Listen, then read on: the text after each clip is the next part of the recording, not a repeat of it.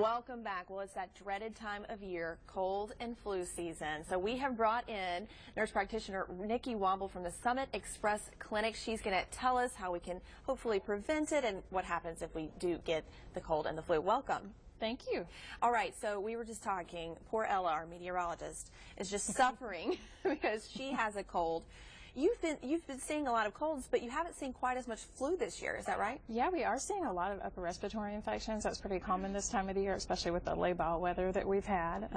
But we've had very few flu cases in comparison to last year and the year before. So that's great. That is great news. Of course, you know, we still have a long way to go when it comes to the flu season. So what should people be doing right now when it comes to the flu? I would highly recommend, if you have not had your flu vaccine, it is not too late to get a flu vaccine. Get in there and get it. That way you're protected. And we do have those at all three of our clinics. Just walk in and we can get you a flu shot just real quick. Most insurance covers it. It's free. Yeah, it's really a no-brainer. It's a great thing to do. Great thing to do. So what happens if you get the flu and you had your flu shots?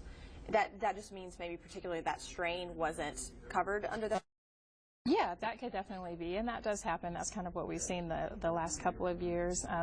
If you start running a fever, having chills, body aches, that kind of stuff, then get in within the first 48 hours and we can get you started on the antiviral if you do test positive for the flu.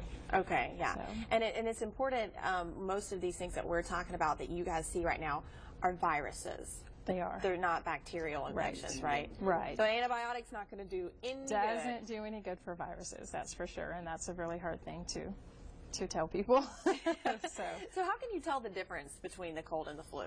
The flu usually has more of a fever, body aches, chills. It's respiratory, so you will have the runny nose, sore throat, and usually a painful cough. But we do test to see if you have flu A or B, so we can determine if you do have the flu or not. So. And so then if it's not that, then you think you have the cold and you have a different sort of way of handling that? Yeah, generally just with over-the-counter medications and rest, fluids, and try not to spread it. Yeah. We were just talking about one thing that, everybody wants to be kind and shake hands and give hugs and all of that kind of stuff around the holiday season.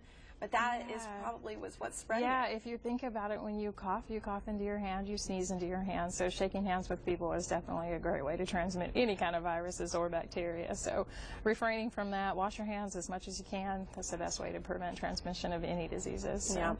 All right. Great advice from a nurse practitioner, Nikki Womble from the Summit Express Clinics. Thanks for coming. Yes, thanks for having us. We appreciate it. Hopefully it will be a great flu season and nobody will get it.